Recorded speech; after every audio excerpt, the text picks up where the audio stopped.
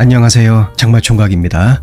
연인과 가까워지고 데이트나 다양한 재미있는 활동을 함께 하게 되면 이러한 모습들을 자연스럽게 SNS에 올리고 싶어 하죠. 우리 이렇게 꽁냥꽁냥 논다, 부럽지 얘들아? 이렇게 자랑질 하는 겁니다.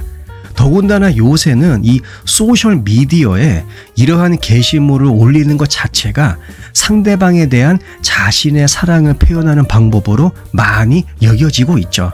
그러니까 SNS에 자신들의 연애 활동을 이렇게 포스팅하는 것, 이것이 이제는 새로운 사랑의 언어라고 볼 수 있는 것입니다. 그런데 말입니다. 이 연병할 거, 나는 좋은 열심히 포스팅을 막 하는데 상대방은 그다지 적극적이지 않다. 갑자기 마음이 혼란스러워지고 여러 가지 생각이, 복잡한 생각이 막 나를 괴롭히기 시작하죠.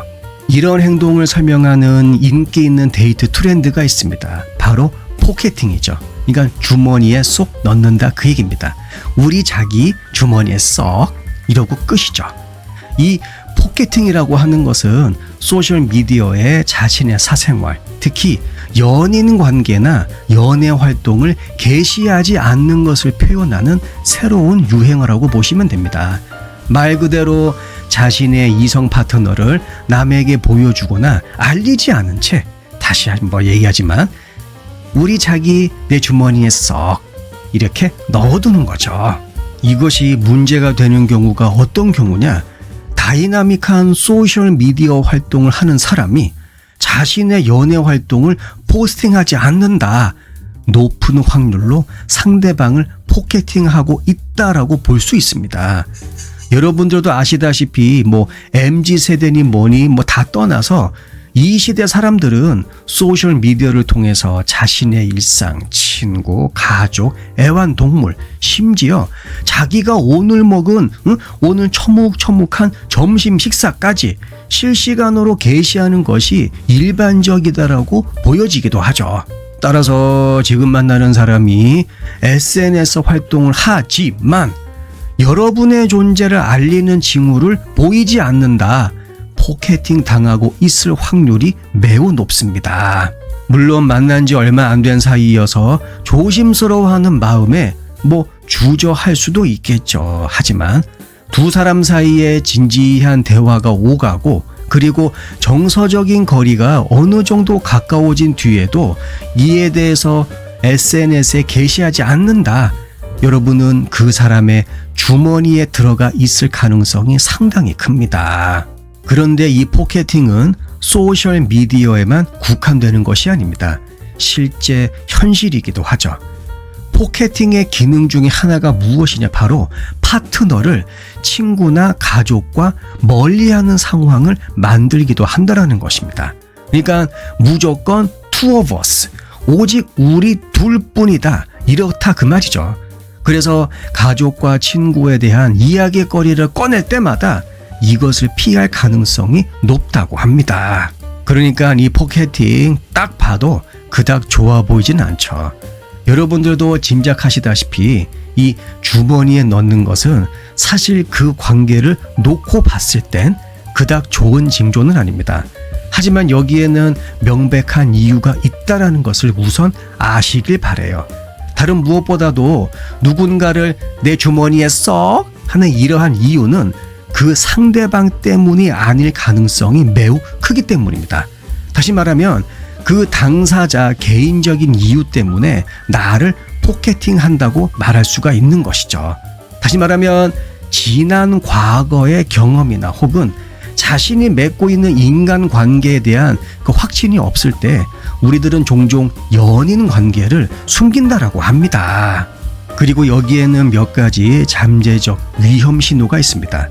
바로 그 사람의 투명성이죠. 남들에게 자신의 관계를 표현하지 않는다라는 것은 곧 파트너에게도 무엇이 있다, 숨기는 것이 있다라는 아주 강한 신호가 될 수 있다는 것입니다. 다시 말하면 그 사람은 우리 이 관계에 정직하지 않을 가능성이 있다는 것이죠. 진지한 관계보다는 캐주얼한 관계를 원한다거나 혹은 이미 데이트 파트너가 있어 근데 여기에 한 명을 더 추가하는 것은 큰일 났네. 이 감당이 안 될 것 같은데 그래도 이 둘 다 포기 못해. 간단히 말해서 어떤 사람들은 자신의 연인이 내 주변인들과 상호작용하는 것을 원하지 않는다라는 것입니다. 그렇다면 그 이유는 많은 관계 전문가들에 따르면 아마도 그들이 그렇게 할 만큼 충분히 상대방을 존중하거나 관심을 갖고 있지 않기 때문일 것이라는 거죠. 그래서 두 사람이 함께 꽁냥꽁냥한 모습을 보여주는 사진을 SNS에 게시하려다가 딱 막히게 된다면 그때가 그 관계를 재평가해야 할 시점이 될 수 있다고 많은 남녀관계 전문가들은 조언하고 있습니다. 다시 말하면 너와 나의 관계를 이제는 공식화하고 싶어.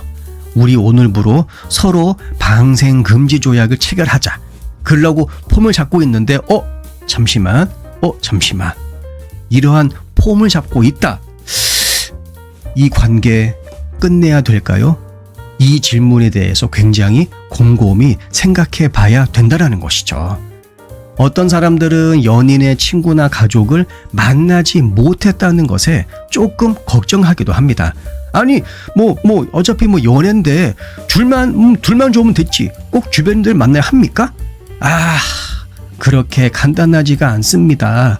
사실 많은 커플들은 이런 것을 일종의 사랑의 이정표로 해석하곤 하죠. 그러니까 너와 나의 관계가 이만큼 왔다 그거를 딱딱딱 찍어가는 그러한 이정표로 해석한다 그 얘기입니다. 서로가 서로에 대한 감정의 진지함, 그것이 어느 정도인지를 남자와 여자는 중간중간 계속해서 확인을 해야 됩니다. 그렇게 확인할 수 있는 시금석이 될 수 있다는 것, 바로 너와 나의 관계를 공식화하는 것이죠. 어떻게? 간단하죠. 다른 사람들에게 우리 이런 사이예요. 이러이러한 의정서를 맺고 있어요. 방생금지 체결서 막 사인했습니다. 이러한 제스처를 보여주는 것이죠. 나는 이만큼인데 과연 상대방도 이만큼인가? 많은 연구에서 드러났다시피 이러한 사랑의 이정표는 오래가는 남녀관계에서 굉장히 중요한 역할을 합니다. 그렇기 때문에 이러한 포켓팅 이슈를 제기할 때 파트너가 어떻게 반응하는지 반드시 확인할 필요가 있어요. 개방적이고 이해심이 있는지 아니면은 폐쇄적인지 꼭 확인해야 됩니다. 소셜미디어에서 여러분을 과시하기를 바라는 것, 또는 여러분을 그들의 삶에 지금보다 더 포함시키기를 원하는 것은 너무나 정상적인 것이며 따라서 충분히 요청할 수 있습니다. 이러한 요청, 여러분들의 권리이면서 동시에 책임일 수도 있어요. 어떤 책임? 그 관계를 건강하게 안정적으로 오래 가져갈 책임.